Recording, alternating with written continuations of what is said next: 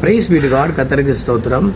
லூக்கா 9:33 அந்த வசனத்தை கவனிங்களேன். பேதுரு சொல்கிறாரு, ஐயரே நம்ம இங்கே இருக்கிறது நல்லது. உமக்கு ஒரு கூடாரம், மூசேவுக்கு ஒரு கூடாரம், எலியாவுக்கு ஒரு கூடாரமாக 3 கூடாரங்களை போடுவோம்னு சொல்கிறாரு. அடுத்த வசனத்தில் வாசித்தோன்னா, பேதுரு பயத்தினால நித்திரை மயக்கத்தில் தான் பேசுகிறது இன்னதென்று அறியாமல் பேசிவிட்டார்னு இருக்கும். பேதுரு ஏன் அப்படி பேசினாரு? பேதுரு இதுவரைக்கும் சீஷர்கள் எல்லாரும் இதுவரைக்கும் இயேசு கிறிஸ்துவை மாம்சமும் இரத்தமுமாக ஒரு மனுஷகுமாரனாக சக மனிதனாகவே பார்த்தார்கள்.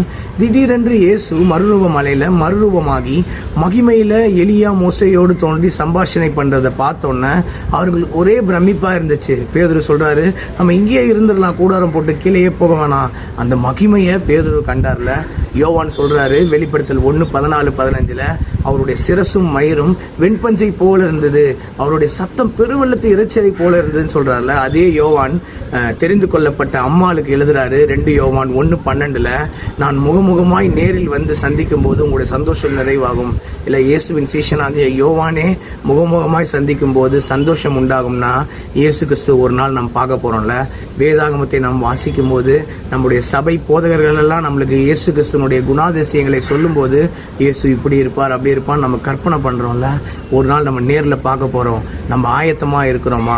பவுல் சொல்கிறாரு, இப்பொழுது நாம் கண்ணாடிகளை காண்கிறது போல நிழலாட்டமாய் காண்கிறோம், அப்பொழுது நாம் முகமுகமாய் காண்போம். இப்பொழுது நான் குறைந்த அறிவுள்ளவன், அப்பொழுது நான் அறியப்பட்டவனாகவே அறிந்திருக்கிறேன்னு 1 கொரிந்தியர் 10:12 சொல்கிறார்ல. இயேசு கிறிஸ்து அதிசீக்கிரமாய் வரப்போகிறார். அப்பொழுது நாமும் மகிமையில் அவரோடு கூட எடுத்துக்கொள்ளப்பட்டு ஆகாய மார்க்கத்தில் என்றென்றுமாய் அவரோடு இருக்க போகிறோம். அதற்கு நம்ம ஆயத்தமாக இருக்கிறோமா? ஆயத்தப்படுவோம், வேதம் வாசிப்போம், ஜெபத்தில் உறுதியாய் தரித்திருப்போம், எல்லாவற்றிலேயும் ஸ்தோத்திரம் செல்வோம். கர்த்தர் நிச்சயமாய் நம்மை ஆசீர்வதிப்பார். நம்முடைய வாயின் வார்த்தை, என்னுடைய இருதயத்தின் தியானங்கள் கர்த்தருடைய பார்வைக்கு முன்பாக பிரதியாக இருக்கட்டும்.